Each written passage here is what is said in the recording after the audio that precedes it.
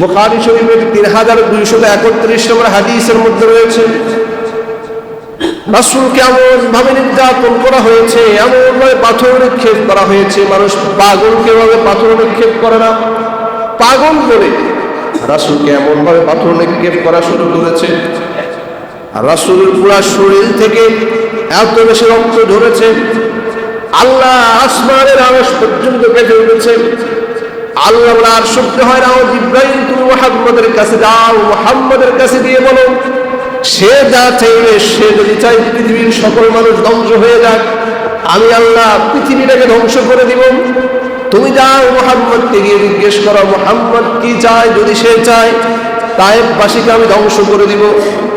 রাসূল করিম সাল্লাল্লাহু আলাইহি ওয়াসাল্লামের চোখ দিয়ে পানি পড়ে, আর উপরের দিকে একটু তাকিয়ে তাকিয়ে দেখে প্রতিমধ্যে আসমান থেকে মেঘ মারা রাসূলকে ছায়া দিল। ছায়া দেওয়ার পরে রাসূল করিম সাল্লাল্লাহু আলাইহি ওয়াসাল্লামের কাছে জিবরিল আমিন এসে বললেন, ইন্নাল্লাহা ক্বাদ সামিআ কাওলা কওমিকা লাক ওয়া মা রাদ্দু আলাইকা। ইয়া রাসূলুল্লাহ, আপনি তায়েফবাসীকে দাওয়াত দিলেন, কি বলে দাওয়াত দিলেন, কি কথা বলেছেন, সব কে শুনেছেন? আরো জোরে বলেন, কে শুনেছেন? আপনি তো তাদেরকে খারাপ পথের দিকে ডাকেন নাই, ভালো পথের দিকে ডাকিয়ে রেখেছেন। শুনেছেন কে? আল্লাহ।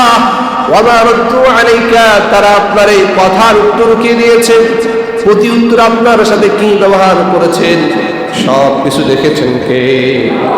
আল্লাহ। আল্লাহ তাআলা কদ বাআথা ইলাইকা মালাকাল জিবাল, আল্লাহ তাআলা আপনার নিকটে পাহাড়ের ফেরেশতাকে প্রেরণ করছেন।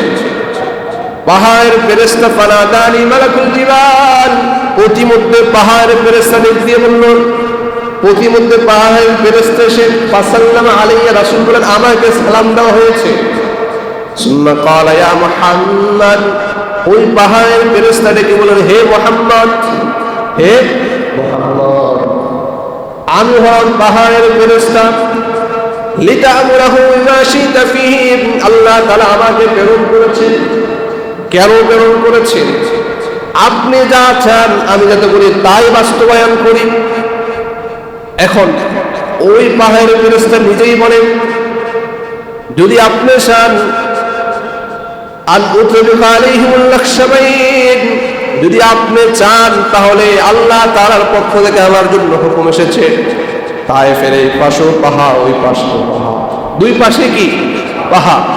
আপনি যদি চান আমি দুই পাশের পাহাড়টাকে এভাবে মিলিত করে দিতে পারি।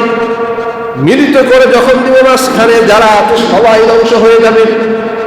চিন্তা করেন, রাসূল তখন কান্না করছে, রাসূল তখন ভয় আতঙ্কের মধ্যে আর নিজে নিজে নিরাশ হয়ে পড়েছেন। তখনও রাসূল বলেন বাল আরজু আন ইউখরিজাল্লাহু মিন আসলাবিহিম মান ইয়াবুদুল্লাহ ওয়াহদাহু লা ইউশরিকু বিহি শাইআ। না না, প্রয়োজন নেই, তাদেরকে ধ্বংস করার প্রয়োজন নেই। বলেন না সুবহানাল্লাহ।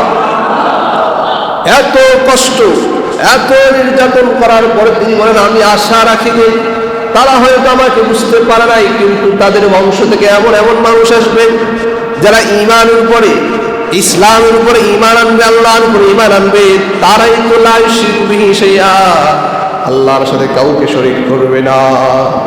আমার এই দাওয়াতটা তখনই কাজে আসবে। সুবহানাল্লাহ। তায়েফের ময়দানে এত কষ্ট দেওয়ার পরে তিনি বললেন ওই দিন আমাকে যত কষ্ট দেওয়া হয়েছে, উহুদের ময়দানে আমাকে দান্দান মুবারক শহীদ করা হয়েছে, ওই দিনের চাইতে তায়েফের ময়দানটা আল্লাহ রাসূলের কাছে অনেক বেশি কঠিন ছিল। এই জন্য রাসূল করিম সাল্লাল্লাহু আলাইহি ওয়াসাল্লামকে যতই কষ্ট দেওয়া হয়েছে, রাসূল কখনো উম্মতকে বদদুয়া দেয় না। কি দেয় না? কখনো বদদুয়া দেয় না।